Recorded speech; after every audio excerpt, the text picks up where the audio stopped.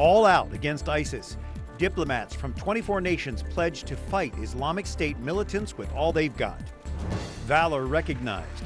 Vietnam War heroes received the highest military honor from the Commander-in-Chief. Hope for the hopeless. Africans face disease, terror, and poverty, but a Cameroon priest brings hope. And just married. Pope Francis presides at holy matrimony for 20 couples at St. Peter's Basilica. Those stories and more on EWTN News Nightly for Monday, September 15th, 2014.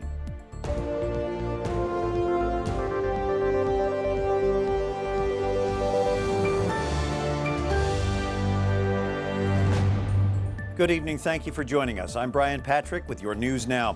Washington may be a step closer to convincing a coalition of nations to act against militants in Iraq. Today, world powers meeting in France pledged to support the Iraqi government in the fight against ISIS. Wyatt Goolsby reports from the White House. Brian, representatives from more than 24 nations meeting in Paris say that the terrorist group known as ISIS, or the Islamic State, is a threat to the international community. It's why they say that they're going to fight ISIS, quote, by any means necessary. Such as the threat, it is a global one, and there must be a global response.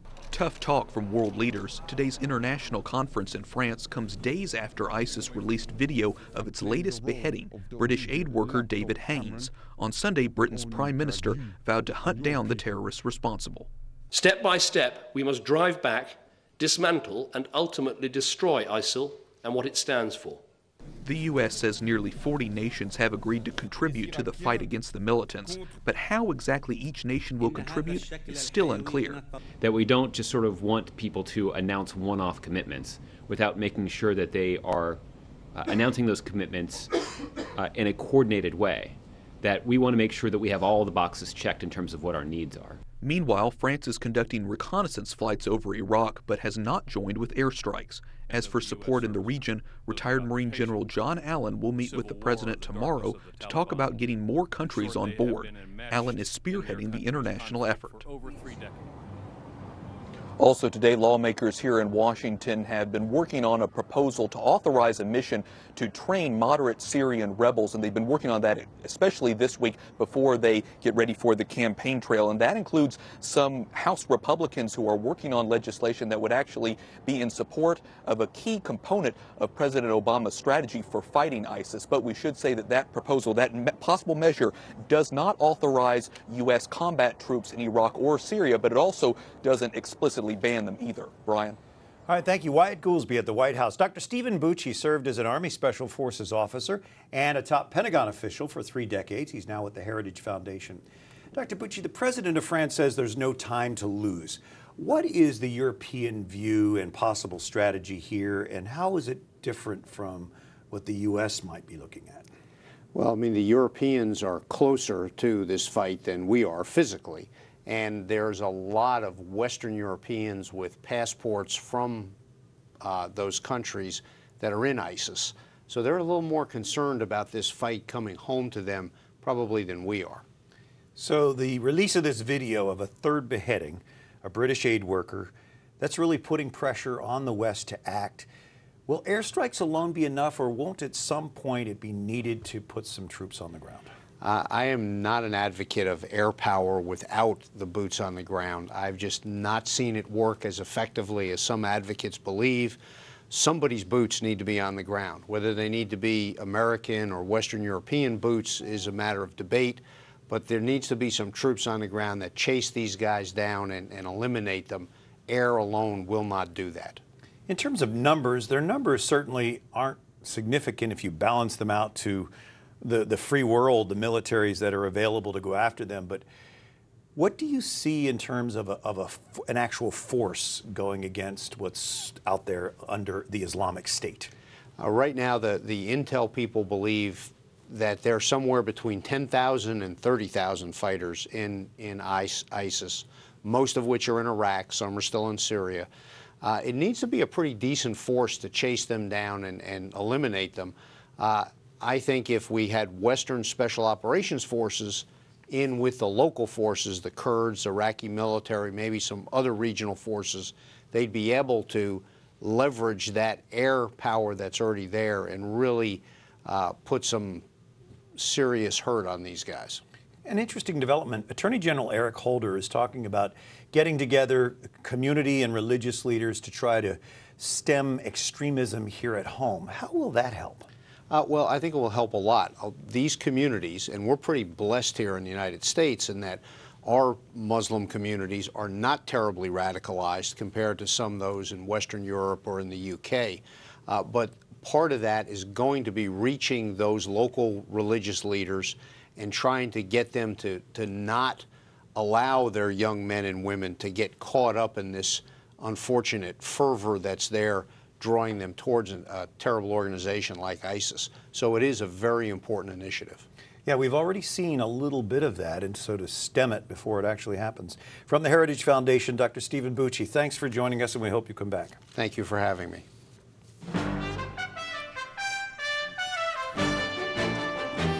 And now some of the other stories our EWTN News Nightly team has been covering in today's world.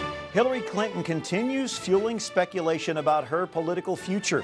She went to Iowa's Steak Fry on Sunday. This is an annual event where grassroots Democrats enjoy the food and meet possible presidential candidates. Clinton says she went to generate excitement for the midterm elections, but she also dropped some hints about 2016. Well, it is true. I am thinking about it.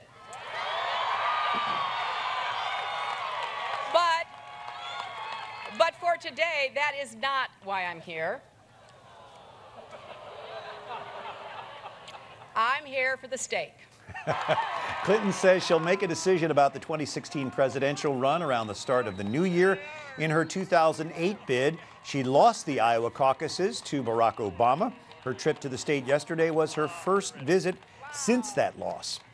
2 wildfires are forcing hundreds to leave their homes in parts of central California. One is burning near the foothills of Yosemite National Park. About 1,000 people have been evacuated from that area. The fire is about 20% contained, but a second fire, about 60 miles east of Sacramento, is causing even more evacuations. Firefighters say it started Saturday with 900 acres, then exploded to about 3,900 acres. Only about 10% of that fire is now under control. Mexico's Baja Peninsula is cleaning up after Hurricane Odile. It hit overnight. We still don't know the full extent of the destruction from the storm. Locals and tourists hunker down for the Category 2 storm. 30,000 people were evacuated from coastal areas. So far, there are no reported deaths resulting from Odile. General Motors is responsible for 19 wrongful deaths because of faulty ignition switches in its cars. That is the determination from Kenneth Steinberg, the outside expert who is administering compensation in these cases. GM admitted to knowing about the bad switches for over a decade, but didn't recall 2.5 million cars for repairs until earlier this year. Feinberg is accepting cases until December, and he says the number is likely to increase. General Motors estimates the cost of paying victims at $400 million. The Vatican says it is not taking any extra security measures to protect Pope Francis on his trip to Albania this weekend.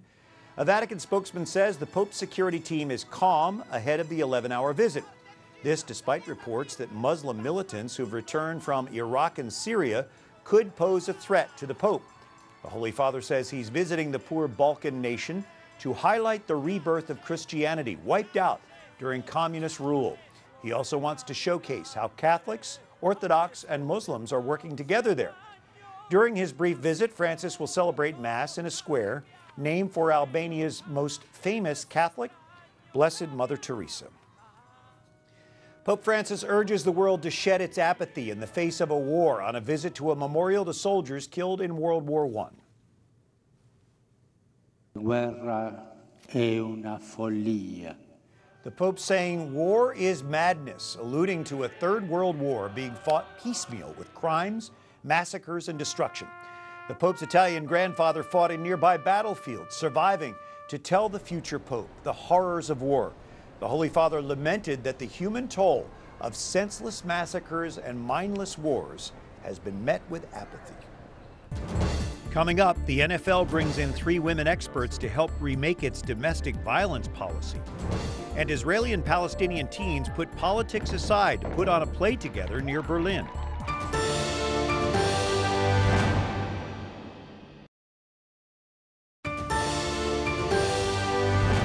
On your Monday, September 15th, thanks for joining us for EWTN News Nightly. I'm Brian Patrick. President Obama presents the nation's highest military honor today. Our Jason Calvi joins us with the story. Brian, the Medal of Honor is given to armed service members who risk their lives in acts of great bravery. It was started during the Civil War and has been awarded to nearly 3,500 people. Today, 2 men who served in Vietnam received the honor. Army Command Sergeant Major Benny Adkins is now 80 years old, but the president honors him for acts of bravery back in 1966. The injured Green Beret ran through enemy fire to drag the injured to safety. After the ceremony, he told reporters he's sharing the honor with his fellow soldiers. This Medal of Honor belongs to the other 16 Special Forces soldiers with me, and I am very thankful today that all of the living Special Forces soldiers except one has been able to be with me in this ceremony today. The other recipient today was Army Specialist Donald Sloat. He served in Vietnam and died in action in 1970. He was just 20 years old. Today, Sloat's brother received the medal in his brother's place. For years, his family thought a landmine killed Donald. They learned the full story later, that he saved his comrades from a Viet Cong grenade, shielding them by pulling that grenade close to himself. It's taken more than 4 decades for these honors to come. Usually, Medal of Honor recommendations are made within 2 years of the act of heroism, but Congress can make recommendations outside that time limit, sometimes for acts that have been overlooked. Sometimes even the most extraordinary stories can get lost in the fog of war or the passage of time. Yet when new evidence comes to light, certain actions can be reconsidered for this honor, and it is entirely right and proper that we have done so, and that is why we are here today. And we've recently seen several medals going to World War II, Korea, and Vietnam veterans. It's the idea of looking back on heroism with fresh eyes. And the president made a point of saying that Vietnam vets in particular haven't been honored properly for their service, Brian, something that was fixed just a little bit today. Incredible story of valor. Thank you. Well, 3 women who are domestic violence experts will serve as senior advisors to the NFL. Commissioner Roger Goodell sent a memo to teams today announcing the appointments of Lisa Friel, Jane Randall, and Rita Smith. They will help lead and shape the NFL's policies and programs relating to domestic violence and sexual assault. Goodell's been under heavy criticism for his handling of the domestic abuse case involving star running back Ray Rice. Several other NFL players were benched Sunday in connection with domestic violence cases. Well, with kids back in school and the flu and cold season just about upon us, it is time to take extra steps to stop the spread of germs. It's a season for ickiness. Germs, colds, and viruses like the flu are getting ready to descend on our families, and we need to be prepared. Here are some of the best ways of avoiding getting sick this winter. Beware of close contact. Try to give people their space. Germs can be transferred from person to person just by breathing on each other. Stay at home when you're ill goes without saying. You may feel okay, but you can pass germs to others at school and work if you are still contagious. When you cough, cover your mouth and nose. Some health experts say the best way to avoid transferring germs is to sneeze or cough into your elbow. That way you won't spread anything with your hands. Avoid touching your eyes, mouth, or nose. Germs are often spread when someone touches something that's contaminated and then touches these areas of the face, which are traditionally moist. And clean your hands. This is the #1 way to protect against nasty germs. Soap and water will do the trick, but if you have an alcohol-based hand sanitizer, that can work in a pinch. Israeli and Palestinian teens are putting differences aside and putting their talents together. Catherine Elliott shows us a creative project in a German village near Berlin. It may sound like a fight, but it couldn't be more friendly. For 2 weeks, these teenagers from Israel, Palestine, the U.S., and Germany are putting aside politics and putting on a play. The Middle East Theater Project lets young people create and perform a musical from scratch. As they get to work, international tensions go away. Actually becoming a different character, creating a story, and having to do it together is really important to their relaxing and being open to each other. This year's play includes a love story across borders. During the program, the young people make personal connections on stage and off as they eat and hang out together. We talk about like each person and where they come from and what their life is like. We're teenagers. We do teenager things. Organizers say they had concerns about how the Gaza conflict might get in the way of people forming friendships, but the actors say it's about the work, like about putting this play up, not about focusing the politics, because like we're teenagers, we don't care about politics. We are here like brothers and sisters. We forgot the politics things, and we began a new story together. A story that will continue even after they return home. Catherine Elliott, EWTN News Nightly. Up next, how many couples can say they were married by the Pope? After this weekend, at least 20. And a Cameroon priest brings hope to Africans who face poverty, terrorism, and disease.